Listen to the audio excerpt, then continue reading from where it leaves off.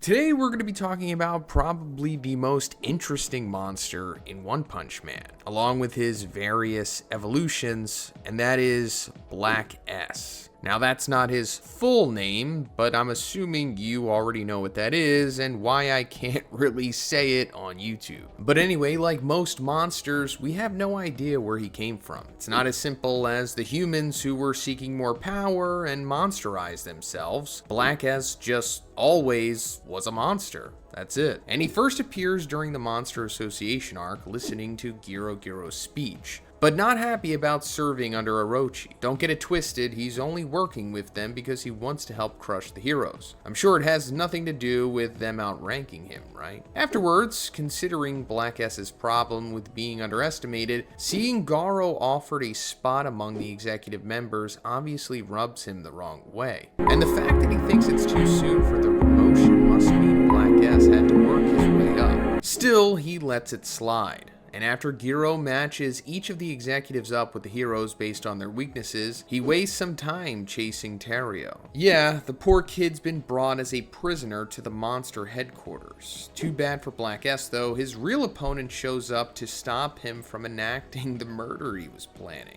I'm sure many of you are surprised that his matchup is Atomic Samurai, right? But here's why. What he lacks in power or size, he makes up in numbers. Not only that, but someone as confident, bordering on cocky, as Atomic is just right to both underestimate Black S and to push him to fight harder and prove himself. This is when we get our first look at the very real danger he poses. Let's first take a look at his base form. A singular Black S is small, but still strong enough to beat an A-rank hero. In fact, we see him rip off some of Genos' limbs later on when he's too weak to blow him away. And one of the main reasons he was chosen to fight a samurai is the blade. Black S is practically invulnerable against sharp weapons like swords, knives, etc. All it does is split him into more cells, endlessly dividing until the enemy is facing an army of Black S, all able to fight and think on their own.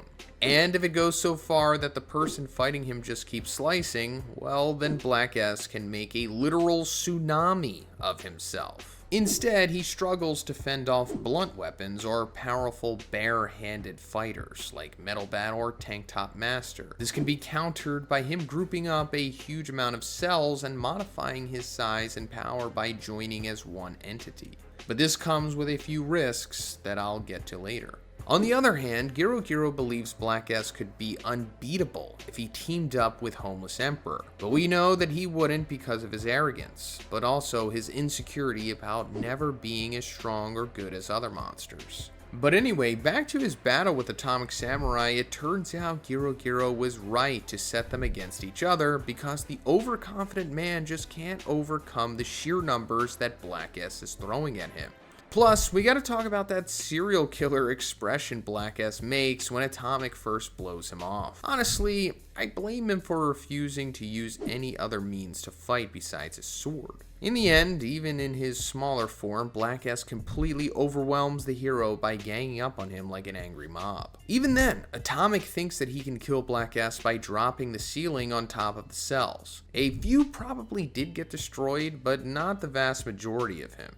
And he plays with the samurai like he was going to do with Terrio. A lot of craziness happens between both sides, like Saitama killing Monster King Orochi with no one around to see it, but all you need to know is that Black S comes out on top, and Atomic Samurai only survives their battle because of Tatsumaki's unmatched psychic powers, saving all the S-rank heroes from defeat. And of course, the hero has to get one last slice in because of his bruised ego. But the fighting's a long way from over as the heroes retreat to the surface. Having recovered the kidnapped children, the executives follow, and that includes Black S and his craving for hero slaughter. When the heroes finally decide to work together, so do the executives. Zombie Man is the first casualty, but when a Mime Mask tries to avenge the brutal attack on him, he's grabbed and held down by a supersized Black S. He helps Fear Ugly to demolish him. I mean, utterly destroy every part of his body and tear him like vapor. And because they enjoy it so much, the executives turn this bloody battle into a competition to see who will become the next Monster King, now that both Psychos and Orochi have been defeated. But it's never that simple. Secretly, Black S intends to take down the other executives, including Homeless Emperor, and watches him while considering what might work. As the strongest heroes start to lose steam, the casualties begin for the monsters. Black S decides to get active. That way, the heroes can't escape, and he can take down a bunch of them to take the lead in the monsters competition. Atomic Samurai decides that this is a good time to start a rematch against Black S though. Again, taunting him with the blade testing monster nickname. But Black S isn't as lucky this time around because Atomic has figured out how to cut without slicing all the way through and leaves his copies in sheets like paper. The ones that get away chase after the injured heroes, wanting to rack up more kills by eliminating the easiest targets. Bang's martial arts doesn't slow the cells down much, but Tatsumaki's telekinesis does the trick temporarily, but since she's so weakened, he squeezes out of the hold, only to be smashed by Super Ally Darkshine. One comment from him is enough to trigger Black S and his complexes. Not that it ever takes much.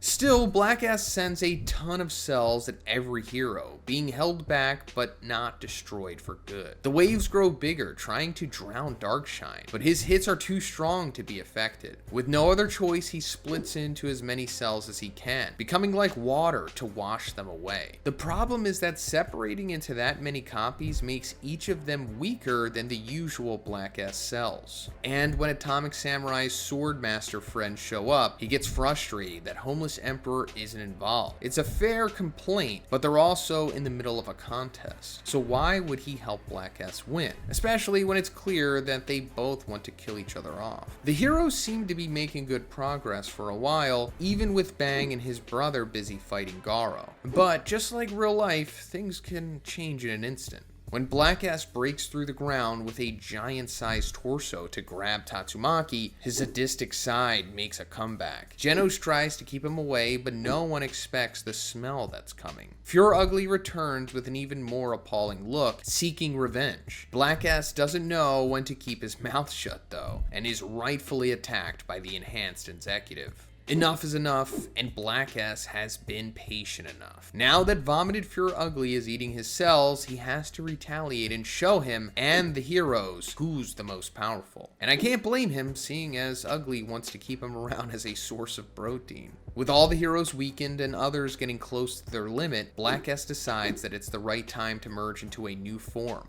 Golden S. In short, not only is it on par with the lower S-class heroes, but it's impervious to Ugly's vomit attacks that have burned/melted everyone else. It's the best counter to all his enemies' attacks, and to think that it was brought on from infighting. After he and Homeless Emperor team up to practically bully Ugly into leaving, he switches his focus to a broken-spirited Darkshine who can't believe his muscles have been ruined. Seeing a bright and bulky monster that surpasses him just makes Darkshine even more intimidated, so he doesn't even protect himself when he's attacked. Meanwhile, some other parts of Black S, about 10,000 to be exact, observe Ugly to see what he's planning, only to be found by Metal Bat, who questions him. Unsurprisingly, they get killed when they try to fight his blunt weapon. He packs more of a punch than people expect. Anyhow, they're done, so let's get back to Golden S. Homeless Emperor carpet bombs the heroes, with the rest being viciously beaten by Black S cells. Before a limbless Genos and unconscious Tatsumaki can be ended, Black S notices some strange sounds. You probably guessed it, the King engine on full blast. Even the Monster Association has heard of King's reputation. Not that it slows down the mob of Black S and his evil taunting of the two exhausted heroes. On Golden S's side, for some reason, he decides to get involved with Homeless Emperor's battle. Or maybe it's just because Atomic Samurai is getting in the way with his fancy new Sunblade. Before he can cut down Homeless, he takes the blade's attacks head on, thinking it would just bounce off his enhanced flesh.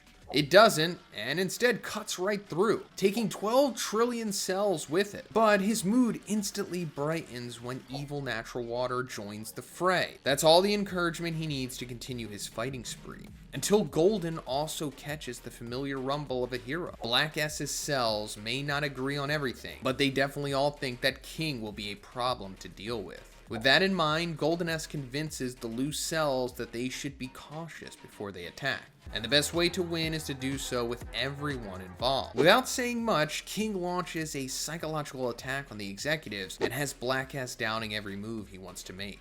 This leads him to take on his ultimate form, requiring the merger of his remaining trillions of cells, including Golden S. After that, he becomes Platinum S. Again, Black S isn't stupid though, and detaches 100 parts for insurance, in case the fight does end up as difficult as he thinks it will. And with Metal Bat swinging around wildly, it seems like the right idea. Interestingly, the Black S cells feel deeply saddened by the merger because they lose their independence and any chance to split up because of it. That's the biggest downside to gaining that huge boost in power. If only the emotional cell was paying attention to the swing from behind him. But let's step aside for a second and talk about why Platinum S is without a doubt the strongest form Black S takes. Seeing as it involves absorbing Golden S, it has everything that it does and way more. With the drawback of losing any extra cells that could save him from death, Black S gets access to extreme endurance, strength, and speed on par with the best S-rank heroes. The thing is, Black S is willing to risk permanently losing all his other selves, and even this enhanced form if it means taking down who he thinks is the strongest hero alive, King. But that doesn't mean Black S isn't confident in how strong his Platinum version is. And seeing it in action against the current strongest monster around, Garou, makes it clear. Without giving too much away, Garou develops the pinnacle of his martial arts fighting, and even then, Platinum S keeps up with his speed and power for a surprising amount of time. But like I said, this form doesn't have the freedom of being sliced and surviving. Instead, if Platinum S gets cut, that means a loss of who knows how many billions of cells. But not just anyone could accomplish that. Looking at the characters we know, there's maybe a handful of heroes who can beat Platinum S, and that's the point. With a sleek and imposing new body, Platinum S crosses his arms confidently. With just his antenna, or tentacle, I'm not sure which, he's able to knock down the remaining heroes nearby to shut them up. It's also so Platinum S can focus on his fight with King, openly planning to decapitate the cowardly man. However, a wild and hilarious coincidence makes it seem like King actually has the power to take down any monster, but it turns out to be Garou stepping into the fight since he knocked his master unconscious and didn't want him to die. In a few seconds, Platinum S is knocked over, but so is Ugly in Evil Natural Water. Of course, that doesn't mean Platinum S is done.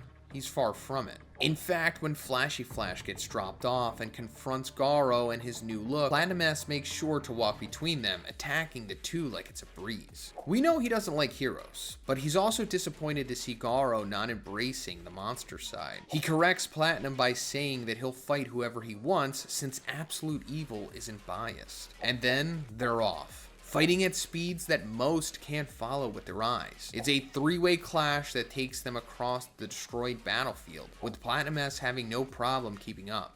Still, he takes Garou aside to suggest that they team up and take down Flashy Flash since he's missing his sword. I don't know why he'd believe the man when he made it clear that he's not on anyone's side. So it's no surprise when Platinum S gets hit and Flashy escapes whatever imminent death that could have been coming for him. That doesn't stop Platinum S from pummeling Flashy Flash after he uses a fierce attack called Platinum Rings. He makes it worse by comparing him to Darkshine, who lost his fight when he gets outdone in the thing he's most proud of: his impossible speed. Knowing that Flashy beat two monsterized speedsters from his own village, both at dragon level threat, it's a big deal that Platinum surpasses even them. As the fight continues, Flashy stands no chance. Maybe from losing his confidence, or because Platinum tired him out. In the end, he and Garou are left and show off their fighting prowess without being disturbed. In 1.3 milliseconds, they exchange thousands of blows, with Garou sending Platinum S falling to the ground. This time, however, he underestimates his opponent, and Garou rushes through him with both hands stretched out. Is this supposed to be a jab at the passing through Platinum did earlier? That's cold. And sure, this may be the end of Golden and Platinum S, but there is still one lowly Black S left. He might be a lot of things, but stupid is not one of them. We've seen him make sure he had insurance whenever he went into a tough fight, and that's what happened. Somehow, hiding in the rubble, Black S listens and waits for the right time to find a safe place to stay. Unfortunately for him, Pig God shows up wanting to clean up a monster, the water one. Watching a former colleague get swallowed up like that would be traumatic for anyone. but at least being present for what gives him a heads up that he needs to find somewhere else to hide. But, as they say, out of the pot and into the fire. Black S ends up in the same spot where Saitama is trying to find his belongings. His apartment got wrecked with all the monster and hero business. Thanks to his patience and quick decision making, he notices that Saitama doesn't immediately kill Rover, even though he's a monster. Sure, he thinks the beast is a dog, but still. It gives him the idea to pretend to be an animal as well, something he'd want to bring him. That way, with the strongest hero, he knows he's keeping him safe. There's no way he'd die. Black S hates everyone. But right now, he has no choice. All his cells were destroyed, and he needs to wait until he's built up his strength again. It isn't easy to convince Saitama with his lack of money and laziness, but Black S offers to help out in exchange for being brought home. Except, Saitama's now living in the most well-defended high-tech facility available, made by Metal Knight himself. And if it wasn't for Saitama's ignorance, there's no way Black S would have gotten in safe. It's a close call when security questions what happened, and Black S nearly gets seen until he hides behind Rover. In the end, Saitama's too lazy to take care of his new pets, and his neighbors end up keeping Black S and Rover on their balcony in a doghouse when they lose the bet. No idea where he is currently, but considering he probably hasn't regained all his strength yet, he shouldn't be causing trouble, maybe because he'll be useful to the heroes at some point. In my opinion, Black S will return to his prominence in the future of the story, maybe even surpassing his platinum form at some point, likely becoming one of God's final disciples. But that's pretty much it for this one. Let me know what you think about Platinum, Gold, and Black S in the comments, guys. And if you liked the video, please give it a like. And if you're looking forward to more One Punch Man content like this, subscribe if you haven't already. Have a great day, and I'll see you in the next one.